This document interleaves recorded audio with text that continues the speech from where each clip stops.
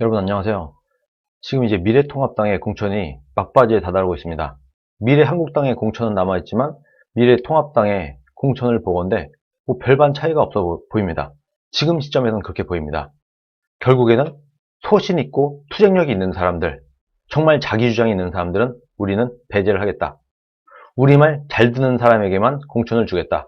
이렇게 지금 공천이 자행되어 왔고, 또 우리 사람을 심겠다. 친황교안, 친김영우, 친이계, 그리고 유승민, 김무성, 안철수계, 이런 사람들을 지금 모조리 다 공천을 하고 있는 이런 모양을 보이고 있습니다. 결과적으로 딱 두 가지로 분류가 되는 겁니다. 우리말 잘 듣는 순한 사람, 소신이 없고 투쟁력이 없는 사람에게 공천을 준다. 그리고 오로지 친황, 친김영우, 친이계, 안철수, 김무성, 유승민계 사람들이 권력을 좀 나눠먹는 이런 모양으로 지금 가고 있는 겁니다. 2016년도 바로 이전 선거죠. 2016년도 바로 이전 총선에서 박근혜 전 대통령이 자기 사람 심기를 하다가 총선 공천에서 박근혜 사람 심기로 가다가 이 난장판이 되어서 김무성이 뭐 도장 들고 나르샤 뭐 이렇게 하면서 정말 난장판이 되어서 정말 압승할 수 있는 그런 선거를 지게 되었죠. 그랬는데 또다시 4년 만에 황교안과 김영호가 자기 사람 심기로 가고 있습니다. 이기겠다고 하는 건지 일부러 지려고 하는 건지 최근에는 저는 오히려 이 사람들이 일부러 지려고 하거나 아니면 어떻게든 자기 사람을 심어갖고 김영호, 황교안 이런 사람들이 이 대한민국의 권력을 사유화하려고 하다 보니까 눈이 가려진 겁니다. 권력에 눈이 멀어서 제대로 된 판단을 못하고 있거나 뭐 둘 중에 하나인 것 같아요. 드디어는 3월 6일날 국민개헌 발안 원포인트 헌법 개정안이 통과가 되기까지 이르렀습니다. 발의가 되었어요. 아직 통과는 안 됐고 발의가 되었는데 지금 숫자상으로 볼 때는 충분히 통과가 가능할 것으로 보여지고 있습니다. 국민개헌 발안 원포인트 헌법 개정안은 국민들 100만 명을 모으면 헌법 개정 발의를 할 수 있도록 하는 그런 법안입니다. 왜 100만 명인가? 왜 하필 100만 명인가? 제가 어제도 말씀드렸다시피 민주노총의 총 조합원 수가 100만 명입니다. 뭐 물론 민주노총이 100% 똘똘 뭉쳐갖고 헌법 개정을 하려고 할 거다라고는 저도 가능하다고 생각하잖아요. 그러나 여기에다가 민주노총 조합원 100만 명에다가 전교조에 있는 사람들 그리고 각종 좌파 시민단체들을 좀 포함을 시키게 된다고 하면은 충분히 100만 명을 모을 수 있다. 그래서 제가 볼 때는 민주노총을 중심으로 한 좌익 단체들이 똘똘 뭉치면 충분히 100만 명을 만들어낼 수 있다. 요것 때문에 이 국민개헌 발안의 개헌 내용에 100만 명이라는 숫자를 집어넣은 게 아닌가. 일부러 이 숫자를 노리고 저는 그렇게 보고 있습니다. 그러면 이 사람들이 국민개헌 발안 원포인트 헌법 개정안을 통과시킨 다음에 어떻게 이 나라를 이끌려고 하는 것인가. 지금 많은 애국시민들이 걱정을 하고 있는 게 이원 집정부제 개헌이에요. 이원 집정부제 개헌은 말 그대로 대통령은 직접 선거에 의해서 선출되기 때문에 의회로부터는 독립이 되어 있습니다. 그러나 약간 내각제적 그런 속성이 있는 거예요. 총리는 내치를 담당하는 총리는 의회에서 선출되거나 아니면 대통령이 지명을 하고 의회의 동의를 구해서 임명을 하거나 뭐 이런 식으로 가고 있죠. 이렇게 된다고 하면은 대통령은 그냥 외교나 외치에 신경을 쓰게 되고 실질적인 내치는 총리가 하게 되면서 그냥 국회의원들 중에서도 좀 선수가 높고 당 장력이 있는 국회의원들끼리 자기네들끼리 그냥 권력을 사유화해서 주거니 받거니 총리를 자유한국당 쪽에서 미래통합당 쪽에서 한번 총리를 한 1, 2년 하고 민주당 쪽에서 한 1, 2년 하고 이런 식으로 그 끼리끼리 자력으로는 대통령이 될 수 없고 뭔가 이 당에 내가 좀 지분을 있는 사람들 이런 사람들끼리 권력을 사유화해서 자기네끼리 권력을 돌려먹기 하면서 엔조이를 할 수 있는 이런 상황으로 갈 수 있다는 그런 우려를 우리 국민들이 하고 있는 겁니다. 이렇게 된다고 하면 크게 두 가지 문제가 생깁니다. 첫 번째, 문재인 정권 심판론이 물 건너갑니다. 문재인을 심판할 수 있는 방법이 없어지게 되는 거예요. 지금 미래통합당, 전 자유한국당에 있는 국회의원들 중에서 23명이 이 입법 발의에 참여를 했다는 겁니다. 지금 110명 정도가 소위 말하는 우파 정당에 있었는데 이 중에 이미 23명이 넘어갔다. 그러면 그 외 자유한국당 출신이 아닌 나머지 사람들이 이 개정안에 오케이, 사인을 하게 된다고 하면은 그냥 통과가 되는 거예요. 그럼 바로 국민투표로 붙여지게 되는 겁니다. 충분히 이것이 통과가 될 가능성이 있다는 얘기인 겁니다. 그럼 결과적으로 좌에 있는 정치인들 일부, 우에 있는 정치인들 일부, 소위 당을 장악하고 있는 사람들 일부들이 서로 협의를 해서 이번 개헌안이 통과가 되는 건데, 이렇게 됐을 때 과연 문재인 정권을 심판을 할 수 있겠는가? 안 되는 거죠. 민주당 동의, 그리고 전 자유한국당에 있는 사람들이 서로 합의를 해서 개헌을 이끌어내는 걸 텐데, 이번 집정부제 개헌은. 그러면 서로 정적을 제거하거나 상대방을 심판하거나 이런 일은 실제로 일어나지 않게 되는 겁니다. 그래서 문재인 정권을 심판해야 되지 않느냐, 우리가 똘똘 뭉쳐서 문재인을 심판하자라고 하는 말 자체가 성립이 되지 않게 된다.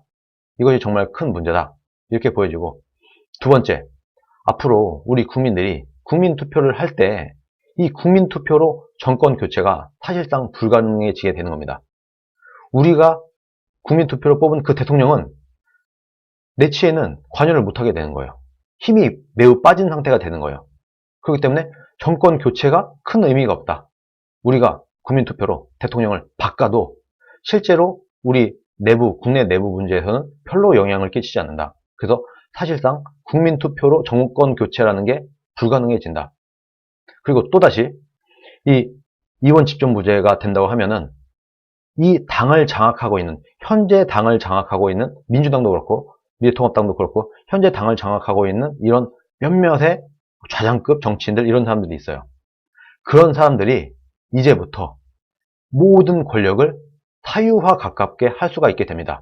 왜냐면 이 사람들이 공천을 할 것이기 때문이에요. 앞으로도 다음 총선에도 지금 이 사람들이 공천권을 행사하게 될 것이고, 그 다음 선거도 이 사람들이 공천권을 계속 행사하게 될 것이고, 이렇게 되면은 우리 국민들은요, 그냥 지금 당을 장악하고 있는 사람들이 공천을 주는 그 사람들 사이에서 투표를 할 수밖에 없는 거 아니겠습니까? 실질적인 민주당과 미래통합당의 경쟁이 좀 애매해지는 겁니다. 양 당이 서로 치열하게 경쟁을 해서 서로 이기려고 하고 서로 정권을 찾아오려고 하고, 이렇게 해야 그나마 좀 열심히 하게 돼서 정권을 바꾸기도 하고 다시 또다시 바뀌기도 하고 하면서 그래도 좀 잘할 수 있는 이런 모양이 되고, 실질적으로 힘을 가진 사람들이 교체가 될 수 있는 건데, 지금 이대로 이원 집정부제가 돼서 좌우가 합작이 돼서 간다고 하면은 그냥 자기네들끼리 지금 이 시기에 힘을 가져서 서로 협상을 하게 되면은 이 사람들이 앞으로 계속해서 이 대한민국의 정치 권력을 가져갈 수 있게 된다. 우리 국민들이 이 사람이 싫어도 방법이 없어요. 이 사람들이 다들 공천권을 갖고 있기 때문에. 그래서 제가 국민 경선을 해야 된다, 공천권을 국민들에게 돌려주는 것이 맞다라고 줄기차게 예전부터 주장을 했었던 겁니다. 이번 집정부제 개헌이 되게 된다고 하면 가장 심각한 문제가 어떻게 보면 거의 일당 독재 국가처럼 된다는 거예요. 일종의 좌우가 합작이 돼서, 야, 우리끼리 그냥 적당히 협치를 해서 적당히 우리끼리 계속 나눠 먹자, 우리 권력 계속해서 나눠 먹자, 우리가 너무 피 터지게 너무 치열하게 서로 상대를 공격하고 싸우고 할 게 뭐 있겠어.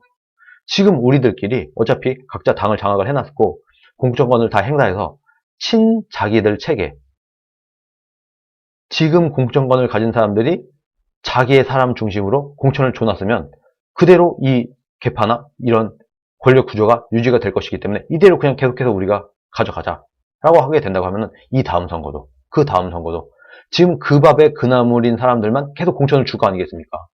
그러면 국민들은 국회의원이든 대통령이든 실질적으로는 우리가 원하는 사람으로 교체할 방법이 없게 된다, 아예 애초에. 그래서 사실상 거의 일당 독재 국가 비슷한 모양이 나올 수가 있다는 겁니다. 이 부분이 굉장히 심각한 거예요.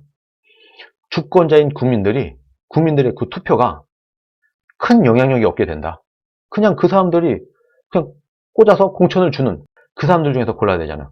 민주당에서 공천을 내려준 사람들을 우리 국민들은 뽑아야 되고, 미래통합당에서 공천을 준 사람들을 우리 국민들은 뽑을 수밖에 없는데, 그 공천권을 쥐고 있는 사람들은 계속 변하지 않는다고 한다고 하면은, 그러면 이제부터는 그냥 그 사람 독재가 되는 거다. 거기다가 심지어 좌우가 붙어먹었다? 그러면은 좌우가 붙어먹은 지금 권력을 가진 사람들이 이제부터는 거의 영원토록 계속해서 권력을 사유화할 수 있게 되는 것이다. 그래서 결과적으로 볼 때 민주당이 이번 총선에서 이기든 미래통합당이 이번 선거에서 이기든 그럼 똑같은 거 아니야? 결과는? 미래통합당이 굳이 이겨서 우리나라에 뭐가 좋지? 결국엔 똑같이 가는 건데, 결국엔 똑같이 지들끼리 권력을 영원토록 마르고 닳도록 해먹겠다는 건데, 이런 생각이 드는 거예요. 그래서 정말 제가 지금까지 좌익들, 민주당에 있는 사람들, 이런 사람들 비판을 많이 해왔지만, 최근에는 제가 오히려 미래통합당에 있는 사람들, 이 썩은 사람들, 권력에 미쳐서 권력을 사유화하려고 하는 사람들, 이런 사람들을 매우 강하게 비판을 해왔는데, 다 이런 이유가 있었던 겁니다. 그런데 이제는 이것이 거의 확정이 된 것 같다. 그동안은 제 우려였지만 이제는 그것이 표면적으로 다 드러났어요. 이제서야 제가 예전부터 그렇게 줄기차게 미래통합당 이렇게 해서는 안 된다 라고 열심히 비판을 해왔는데 이제서야 많은 우파 유튜버들, 다른 우파의 오피니언 리더들이 이제서야 미래통합당을 비판을 하고 있습니다. 공천이 이게 뭐냐 하고 하면서 몰랐나요? 이렇게 될 줄 몰랐나요? 황교안, 김용호 이 사람들이 다 자기 권력만을 위해서 자기 자신의 자리만을 위해서 열심히 공천을 진행할 거라는 거 몰랐나요? 제가 그렇게 할 게 뻔하다 지금. 지금 가는 걸 봐라. 지금 하고 있는 걸 봐라. 너무 이 사람들은 자기 세력화를 하려고 할 것이 눈에 뻔히 보인다 하면서 계속 비판을 할 때는 이 사람들은 어디 가서 뭐 하다가 이제 와서 뒤늦게 그 사람들도 비판을 하기 시작을 하고 있습니다. 한 발 늦었죠. 너무 늦었죠. 그러나 지금이라도 우리 국민들이 정신을 차려서 미래통합당 이따위로 공천을 해서는 안 된다. 이번 공천을 차라리 원천 무효화하고 다시 해야 된다. 국민 경선을 통해서 다시 이번 총선에 공천을 확정해 줘야 된다. 이런 식으로 주장하는 것도 괜찮은 방법이 될 수 있지 않나 그렇게 생각을 합니다. 결과적으로 이번 미래통합당의 공천이 아닌 사천, 황교안과 김영호가 권력 나눠먹기 이런 식으로 가게 되면서 거의 역대 최악의 공천이 되었다고 저는 보고 있습니다. 일단은 이 사실을 이제라도 안 우리 국민들이 있다고 하면 이 사실을 주변에 최대한 널리 알려서 지금 우리나라에 있는 정치인들이 좌우 모두가 마찬가지다. 좌우 모든 썩어빠진 권력의 눈이 먼 정치인들이 이 모든 권력을 사유화하고 자기네들끼리 이 권력을 영원히 지속시키려고 좌우 합작이 되어서 이혼 집정부제 개헌을 하려고 한다. 이런 사실을 널리 퍼뜨려서 이것을 어떻게든 막을 수 있는 뭔가의 방법을 찾아야 되지 않나. 저는 그렇게 생각을 합니다. 어제도 말씀드렸다시피 아직까지는 저도 그렇게 뾰족한 수가 떠오르지 않고 있습니다. 정말 이거는 좌우가 너무 썩어서 지금 현 상황으로는 딱히 묘수가 보이지 않는다. 그러나 무언가 방법은 있을 겁니다. 저도 많은 고민을 해볼 테니까 시청자 여러분들께서도 좋은 아이디어 있으면 저에게 제보를 꼭 부탁을 드리도록 하겠습니다. 이대로는 안 됩니다. 이대로는 미래통합당이 총선에 이긴다고 하더라도 대한민국의 미래는 없습니다. 미래통합당엔 미래가 보이지 않습니다. 오늘 여기까지 하겠습니다. 감사합니다.